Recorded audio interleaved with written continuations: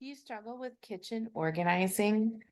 Do you find that it's impossible to find what you need in your kitchen cabinets and drawers?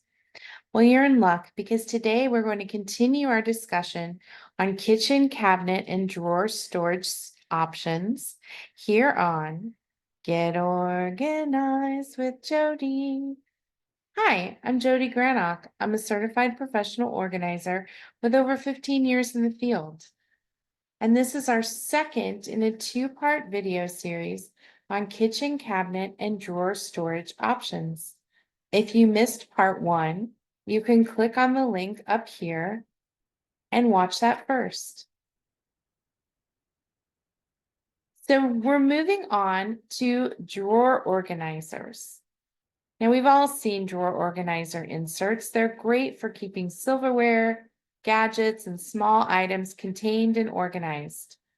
Think of a junk drawer, and how we organize a junk drawer usually involves having some type of inserts to help separate items to make it easier to see. But did you know there are lots of different kinds of drawer organizers? Have you ever seen a peg system drawer organizer before? This is a popular choice for people that want to store their plates and dishes in a lower kitchen item. So instead of having upper cabinets, you might choose to store your dishes and plates in a lower drawer. But you need something to keep them safe and secure so they don't rattle around and crash into each other and break and chip. And that's where the pegs come in.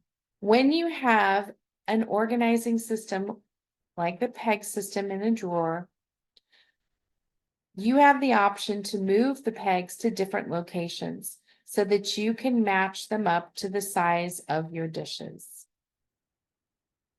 One of the advantages of using a system like this is that it makes it easier for all of your family to access the dishes.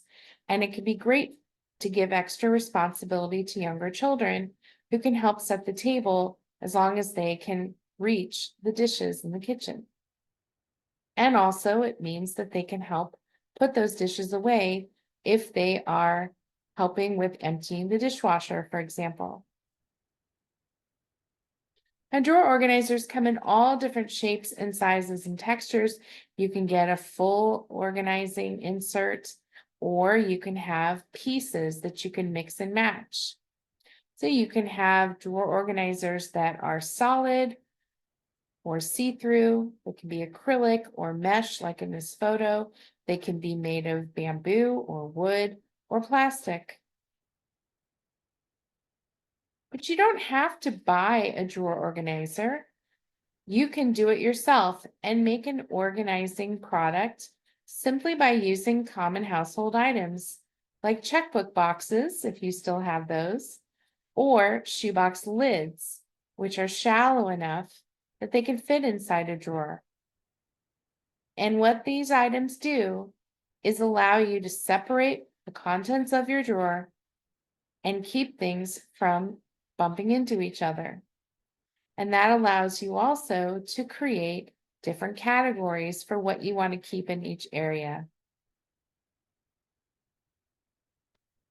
Now, let's say you want to buy a drawer organizer, but you have a drawer with some very unusual measurements, like in the case of this photo on the right. This was a very narrow and long drawer that no insert in a store seemed to be able to accommodate. They were all too short and too wide.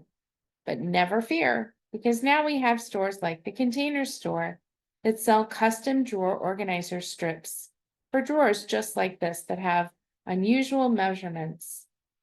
You simply measure the amount you need, cut it, and snap it into place. Voila.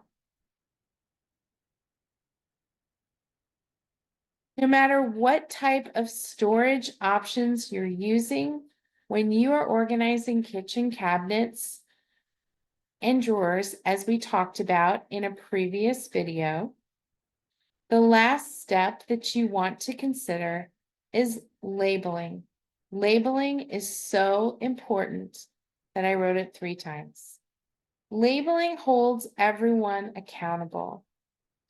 You may think when you organize a kitchen cabinet or drawer that it should be intuitive what goes there and you don't need a label, but that's simply not the case. By adding these labels, you're showing everyone where everything goes, including yourself.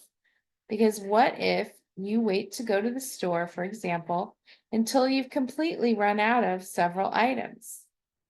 Well, now you'll have a reminder for yourself as to where you want your canned goods versus where you want your snacks versus where you want your condiments and so on. And even after you've finished your organizing project, remember that there is the maintenance component. Ideally, a kitchen should be reviewed once a year because even if your items have remained organized, you still want to reassess if you're even using all of these items. Perhaps things in your household have changed. You may have had several children living in the house with you, and now they've moved out or gone away to school. And so you don't need as many food storage containers, for example, and you can get by with less. Perhaps your dietary needs have changed, and there are certain oils or seasonings or even cooking apparatus that no longer serve your needs. Or perhaps you've bought a gadget that does the work of several other gadgets that you had in the past. So go through and review the areas that you've organized in the kitchen, go through your cabinets, go through your drawers, and just do a refresh once a year. And I bet that you will find at least a few things that you no longer need and can pass along to someone else.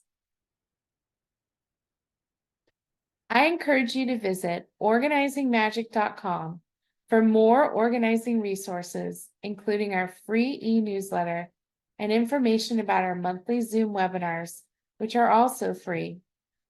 And remember that new videos drop every Friday, so be in the know and click like and subscribe before you go so you never miss a single video. I'll see you next time.